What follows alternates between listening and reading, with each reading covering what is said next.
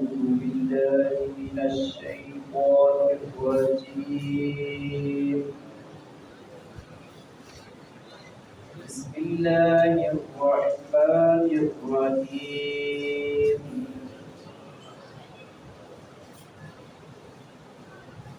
إن الذي فرض عليك القرآن لرادك إلى معاد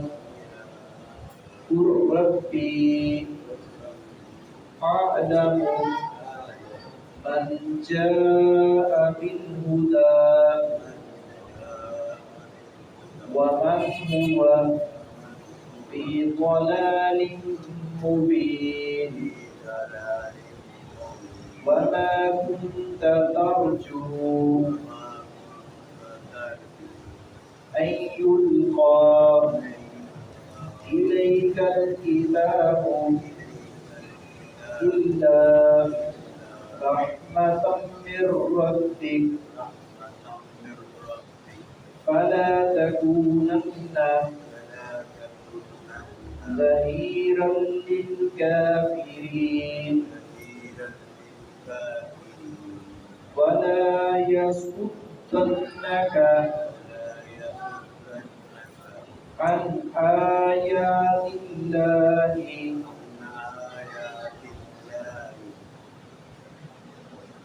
ولا يصدنك عن آيات الله بعد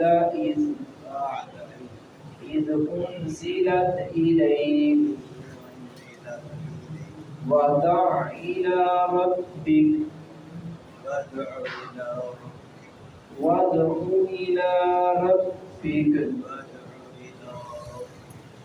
ولا تكونن من المشركين ولا يدع مع الله إلها آخر لا إله إلا هو كل شيء هالك إلا وجهه له الحكم وإليه ترجعون। रसूल अकरम सल्लल्लाहु अलैहि वसल्लम का मुकाम सबसे आला है, आपका शान सबसे आला है। पूरी कायनात में जितनी भी अजीम शख्सियात हैं, हत्ता के तमाम अंबिया का, फुक़हा, औलिया, अत्किया का, तमाम का सरदार रसूल अकरम सल्लल्लाहु अलैहि वसल्लम को बनाया है अल्लाह रब्बुल इज़्ज़त। मगर फिर भी आप अल्लाह रब्बुल इज़्ज़त के हुक्म के पाबंद हैं। जैसा कि हम पिछली आयत में पढ़कर आए हैं कि मुअज़्ज़ा प्यारे नबी खुद सरजद करना चाहें, जब तक अल्लाह का हुक्म और अल्लाह की मशीयत सामने आ नहीं होगी, मुअज़्ज़ा सरजद आप खुद नहीं कर सकते।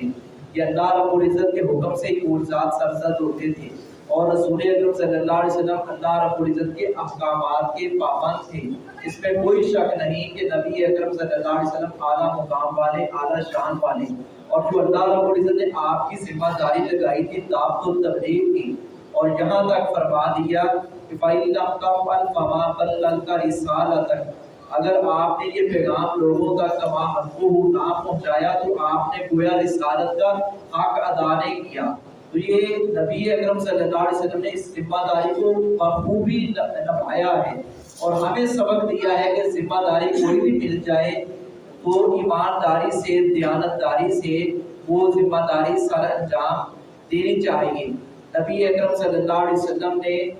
दिन और रात, सर्दी और गर्मी, हालात की, अपनों बेगानों की, किसी की मुखालफत की परवाह किए बगैर आप मैदान में कूदे। आप सल्लल्लाहु अलैहि वसल्लम को सदमात से, तकालीफ से दो चार होना पड़ा। हत्ता कि जब नबी अकरम सल्लल्लाहु अलैहि वसल्लम के सहाबा ने भी इस तरह बेबसी का इजहार किया तो आपने फरमाया तुमसे पहले जो अंबिया थे उनके सर पर आरा रखकर उनके टुकड़े कर दिए गए, उनको चीर दिया गया। और सहाबाए किराम में, अंबिया में बहुत सारी मिसालें, और खुद रसूल अकरम सल्लल्लाहु अलैहि वसल्लम जो मोहसिन इंसानियत हैं और आपके पूरी इंसानियत के ऊपर بہت سارے احسانات ہیں اور ان احسانات کا تقاضا یہ ہے کہ ہم آپ کے حقوق ادا کریں جو ہماری ذمہ داری یا آپ کی اتباع، آپ کی اطاعت اور فرمانبرداری کر کے، اور آپ کی رسالت اور نبوت پر آپ کی ایک ایک بات پر من و عن یقین رکھتے ہوئے ذرہ برابر بھی شک و شبہ اس میں نہ ہو، اور اس کو کر گزرے کہ یہ محبوب نے ایسا کیا ہے، اور جہاں محبوب نے روکا ہے جن کاموں سے رک جائیں کہ نبی اکرم صلی اللہ علیہ وسلم کو یہ پسند نہ تھے۔ یہاں اللہ رب العزت نے اسی بات کا ان آیات میں تذکرہ کیا ہے کہ پیارے نبی یہ اہل کفر آپ کو نعوذ باللہ گمراہ کہتے ہیں، جبکہ یہ خود گمراہ ہیں۔ یہ تو جب اللہ رب العزت کی عدالت میں پہنچیں گے ان کو پتہ چلے گا، جب دودھ کا دودھ اور پانی کا پانی ہو جائے گا، پانی کا پانی ہو جائے گا اور نکھر کر حق سامنے آ جائے گا، اور ان لوگوں کو پتہ چل جائے گا کہ نبی اکرم صلی اللہ علیہ وسلم جو کہتے تھے سچ کہتے تھے، ہم ہی سرکش تھے، ہم ہی بغاوت کرنے والے تھے، یہ آپ کو نعوذ باللہ گمراہ کہنے والے خود گمراہ ہیں اور پرلے درجے کے بے وقوف اور احمق ہیں۔ ان الذی بلا شبہ اللہ وہ ذات ہے جس نے فرض کیا ہے علیہ کا آپ پر القرآن، قرآن پیارے نبی اللہ نے آپ پر یہ قرآن فرض کیا، یعنی اس کی دعوت و تبلیغ کہ لوگوں کو سکھانا، لوگوں کو سمجھانا، لوگوں تک پیغام پہنچانا، یہ اللہ رب العزت نے آپ پر فرض کیا ہے۔ لرادک، البتہ وہ لٹانے والا ہے آپ کو الی معاد، لوٹنے کی جگہ کی طرف۔ اس میں یہاں مفسرین نے دو مطلب اور دو مفہوم لیے ہیں۔ ایک تو یہ ہے کہ نبی صلی اللہ علیہ وسلم مکہ مکرمہ سے ہجرت کر کے آپ مدینہ طیبہ تشریف لائے، ایک وقت آئے گا، صحیح بخاری کی روایت میں گواہی دیتی ہے کہ اللہ پھر تمہیں لٹائے گا، اور پھر یہ لوگ آپ کے مطابق ہوں گے، یہ آپ صلی اللہ علیہ وسلم سب سے اوپر ہوں گے۔ آج تو ظلم و ستم کی انتہا ہے کہ آپ کو ظلم و ستم کی بنیاد پر آپ مکہ سے ہجرت کر کے مدینہ طیبہ جا رہے ہیں۔ کل کنا جب آپ واپس لوٹیں گے تو آپ شاہانہ انداز میں داخل ہوں گے، اور پھر یہ ہجرت کے 8ویں سال جب مکہ فتح ہوا تو رسول اکرم صلی اللہ علیہ وسلم شاہانہ اور فاتحانہ انداز میں اللہ رب العزت کی تسبیح اور اللہ رب العزت کی تحمید بیان کرتے ہوئے داخل ہوئے۔ ایک مطلب یہ ہے کہ اللہ تمہیں واپس لٹائے گا، دوسرا یہ ہے کہ یہ قیامت کا دن آنا ہے، قیامت کے دن جب قائم ہوگی تو یہ سب اللہ کی طرف اور آپ لوٹ کر جائیں گے اور حق کے سامنے واضح ہو جائے گا۔ آپ کہہ دیجئے ربی، میرا رب اعلم، خوب جانتا ہے، من جاء، اس شخص کو جو آیا بالہدا، ہدایت کے ساتھ۔ میرا رب تو جانتا ہے جو ہدایت لے کر آیا، مجھے اللہ نے ہدایت دی ہے، ہدایت والا میں ہوں، تو میرا رب جانتا ہے ہدایت والا کون ہے۔ ومن ہوا، اور اس کو بھی جو ہے فی ضلال مبین، ظاہر گمراہی میں، اس کو بھی جانتا ہے جو واضح گمراہی میں ہے، اور اس کو بھی جانتا ہے جو ہدایت لے کر آیا ہے۔ یہ تو باتیں تمہارے منہ کی ہیں نا کہ تم مجھے کہہ رہے ہو نعوذ باللہ، میرے اصحاب کو کہہ رہے ہو، میرے اہل و عیال کو گمراہ کہہ رہے ہو۔ یہ تو اللہ جانتا ہے، بخوبی جانتا ہے کون ہدایت والا ہے اور کون گمراہ ہے۔ وما کنت، نہیں تھے آپ، ترجو، امید رکھتے۔ یہ بات جو ہے نا یہ چلتی ہے، یہ شروع سے انبیاء کرام رسول اکرم صلی اللہ علیہ وسلم سے پہلے بھی اپنا لاکھوں ہزاروں انبیاء کرام آئے ہیں، 1,24,000 کم و بیش انبیاء آئے ہیں۔ یہ عمومی طور پر یہ جملہ بولا جاتا ہے، یعنی کہ اللہ رب العزت نے اپنا پیغام پہنچانے کے لیے دنیا کے کونے کونے میں انبیاء و رسول بھیجے، اور رسول اکرم صلی اللہ علیہ وسلم کو تو اللہ رب العزت نے پوری دنیا کے لیے، پوری انسانیت کے لیے، تمام جنات کے لیے، قل یا ایھا الناس انی رسول اللہ الیکم جمیعا، لیکن جھٹلانے والوں نے جھٹلایا ہے، گمراہ کہا ہے، ساحر کہا ہے، نعوذ باللہ شاعر کہا ہے، مجنون کہا ہے، حتیٰ کہ نبی صلی اللہ علیہ وسلم کے بارے میں اس طرح کی سازشیں کر رہے ہیں۔ جی ہم محمد صلی اللہ علیہ وسلم کہتے ہیں، محمد کا معنی تو تعریف کیا ہوا، ایک طرف ہم آپ کی مخالفت کرتے ہیں اور دوسری طرف ہم خود ہی کہتے ہیں محمد صلی اللہ علیہ وسلم، یعنی کہ ہم آپ کی تعریف بیان کر رہے ہیں کہ آپ اچھے ہیں، ہم تعریف کیے ہوئے ہیں، اس کا نام کوئی بدل دیں، نام بھی گاڑ دیں، مذمم، نعوذ باللہ مذمت کیا ہوا تھا۔ نبی صلی اللہ علیہ وسلم سے صحابہ کہنے لگے اللہ کے رسول یہ آپ کو مذمم کہتے ہیں، آپ نے میں مذمم تو کوئی اور ہوگا، میں تو محمد ہوں صلی اللہ علیہ وآلہ وسلم۔ تو یہ مخالفتیں ہوتی چلی آئی ہیں، جو حق کا ڈنکا بجاتا ہے نا تو لوگ اس کے مخالف ہوتے ہیں۔ ڈاکٹر ذاکر نائک حافظہ اللہ پاکستان تشریف لائے ہیں، اللہ رب العزت ان کا آنا ہم سب کے لیے باعث سعادت، باعث برکت اور ویسے کامیابی بنائیں کہ وہ لوگوں کو لا الہ الا اللہ کی اور توحید کی، خالص توحید کی دعوت دے رہے ہیں اور صحیح سنت کی پہچان کروا رہے ہیں، بدعات کی۔ لاکھوں لوگوں نے کلمہ پڑھا، اللہ نے اس مرد مجاہد سے یہ کام لیا ہے اور لے رہا ہے، لیکن چلنے والے چھوٹے چھوٹے اذہان والے، چھوٹے چھوٹے قلوب والے اور چھوٹی چھوٹی باتیں کرنے والے، چھوٹی چھوٹی سوچ رکھنے والے کہ جی دیکھو جی وہ گمراہ ہے، وہ ابلیس ہے، وہ لعین ہے، وہ شیطان ہے، اس نے ایسے کیا، اس کا داخلہ بند کرنا چاہیے، اس کو پاکستان میں نہیں آنا چاہیے۔ تو اللہ رب العزت جس سے کام لینا چاہے لے لے۔ یہ علماء حق، علماء سو کی بات نہیں کر رہا، علماء حق انبیاء کرام کے وارث ہیں۔ نبی صلی اللہ علیہ وسلم نے فرمایا العلماء ورثۃ الانبیاء، انبیاء جو ہیں ان کے وارث علماء ہیں۔ نبی کا ورثہ کوئی پراپرٹی، کوئی جائیداد، کوئی دنیا کا مال و متاع نہیں ہوتا، یہ علم ہے، علوم نبویہ ہیں اور اس کے وارث علماء ہیں۔ تو ہمیں چاہیے کہ ہم ان علماء سے رجوع کریں اور ان سے سیکھیں جو صحیح دین کو سمجھتے ہیں، اور جو آپ کو گالی گلوچ پہ لگا دے، جو آپ کو بد زبانی بدتمیزی پہ لگا دے، جو آپ کو کہے کہ نہیں فلاں تو ابلیس ہے، شیطان ہے، نہیں، اس کا مطلب ہے وہ خود پٹری سے اترا ہوا ہے اور آپ کو بغاوت پر، آپ کو گمراہی پر اکسا رہا ہے، وہ آپ کا قطعاً خیر خواہ نہیں ہے۔ جو انبیاء کرام کے وارث ہوتے ہیں وہ قطعاً ایسی زبان نہیں چلاتے، وہ قطعاً ایسی زبان نہیں چلاتے فلاں ابلیس ہے، فلاں شیطان ہے۔ کلمہ کو اور مسلمانوں کو ہی کہنا شروع کر دینا کہ جی فلاں تو ایسے ہے، فلاں تو ایسے ہے، ہمارا دین اس چیز کی اجازت نہیں دیتا۔ ہم سارے مسلمان ہیں، اگرچہ لوگ مختلف مقاصد فکر میں تقسیم ہیں، یہ بریلوی ہے، یہ دیوبندی ہے، یہ اہل حدیث ہے، یہ فلاں ہے، یہ فلاں ہے، لیکن ہے تو سارے امتی ہیں، تو کلمہ کو ہم ان کو کافر تو نہیں کہہ سکتے۔ ہم ان کو خام خواہ گستاخی اور بے ادبی کا فتویٰ لگا دیں کہ فلاں گستاخ ہے، فلاں بے ادب، کیوں ہم اپنے کاغذ کالے کریں؟ ہمارے تو کرتوت پہلے سیاہ ہیں۔ تو اس لیے ہمیں چاہیے، وہ بات لوگ ہیں وہ کہتے ہیں جی مناظرہ ہمارے ساتھ پہلے کرے، ہمارے ساتھ کرے۔ سید ستیان شاہ صاحب نے بڑی خوبصورت بات کی ہے، کہتے ہیں ڈاکٹر ذاکر نائک مناظرہ کرتا ہے کافروں سے، غیر مسلموں سے، جو تو کافر ہے وہ اس سے مناظرہ کرے، اور جو مسلمان ہیں وہ عمر صدیق صاحب ہیں یا دیگر ہمارے علماء ہیں مسلمانوں کے ساتھ وہ مناظرہ کرتے ہیں، ذاکر نائک کو کافروں کے ساتھ مناظرہ کرتے ہیں۔ یہ نہیں سوچتے کہ اللہ کے اس بندے سے اللہ نے کتنا کام کیا، ہندو سکھ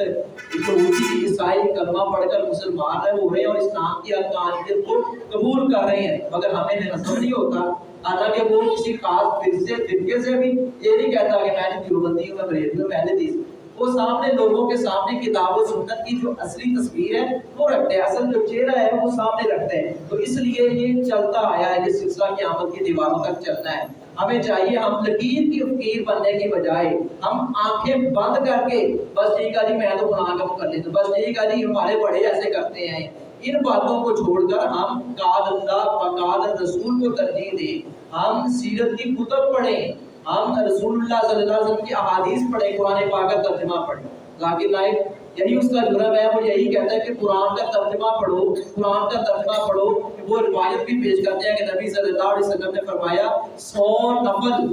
پڑھنے سے بہتر ہے کہ تم ایک دو آیات کا مطلب سیکھ لو کہ اللہ رب العزت ہمیں کہہ کیا رہا ہے۔ تو اس لیے ہمیں اس قرآن کو سمجھنا چاہیے۔ آج تک لوگوں کو دور رکھا گیا، ہاں یہ آپ ترجمے کے ساتھ آپ نہیں پڑھ سکتے، آپ کو سمجھ نہیں آئے گی، ہاں آپ کو دنیاوی لوگوں کی سمجھ آ جائے گی، اس کے بارے میں آپ کو نہیں روکیں گے، لیکن قرآن کے بارے میں روکیں گے کہ گمراہ ہو جاؤ گے، نعوذ باللہ۔ وما کنت، اور نہیں تھے آپ ترجو امید رکھتے نہیں یلقا کہ یہ القاء کی جائے گی الیک الکتاب، آپ کی طرف یہ کتاب، یہ امید ہی نہیں رکھتے تھے کہ آپ نبی بن جائیں گے۔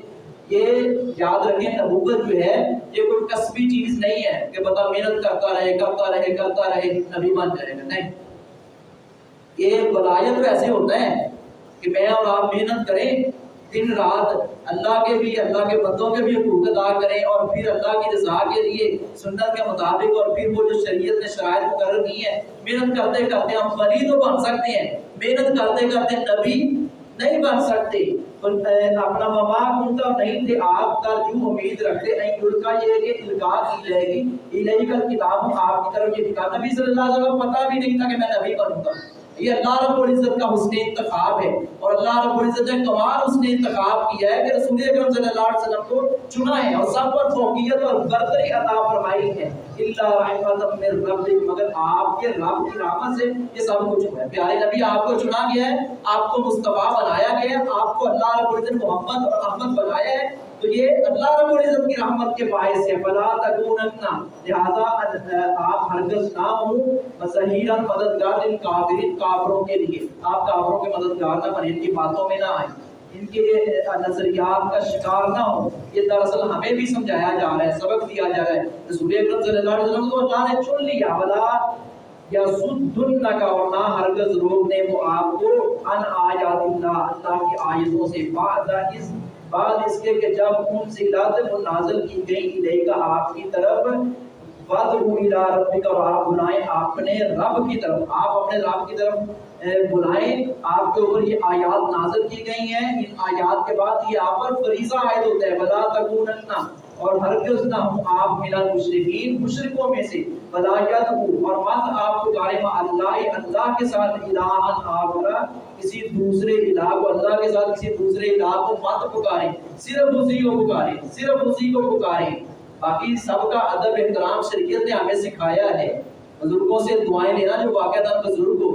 ننگا تو ننگا وہ اسی زیادہ بڑی نہیں مانتے، جو واقعی بزرگ ہو دنیا میں مشہور ہو، جو واقعی شریعت کا پابند ہو، اس سے دعا کروانا تو میں نے بار بار کیا، سنت نبوی ہے، لیکن اس کو بھی ہم اللہ کا شریک نہیں، دعا تو کروا سکتے، یہ نہیں بابا ساڑی تیرے اگر تیری رابع کی ساڑی سنتا کوئی تیری موڑتا کوئی، یہ غلط ہے۔ بلا یدعو، اور مت آپ پکارے مع اللہ، اللہ کے ساتھ، الہًا آخر، کسی دوسرے معبود کو، کسی دوسرے الہ کو، لا الہ الا ہو، نہیں کوئی الہ مگر وہی، کل شیء، ہر چیز ہالک، ہلاک ہونے والی ہے، ہر چیز ہلاک ہونے والی ہے، الا وجہ، سوائے اللہ رب العزت کے چہرے کے، سوائے اللہ رب العزت کی ذات کے، کل من علیہا فان وَيَبْقَى وَجْهُ رَبِّكَ ذُو الْجَلَالِ وَالْإِكْرَامِ، لَهُ الْحُكْمُ، اسی کے لیے ہے حکم، وَإِلَيْهِ، اور اسی کی طرف ترجعون، تم سب لٹائے جاؤ گے۔ یہاں سورۃ القصص کا اختتام ہو رہا ہے، کل انشاءاللہ شروع ہوگی۔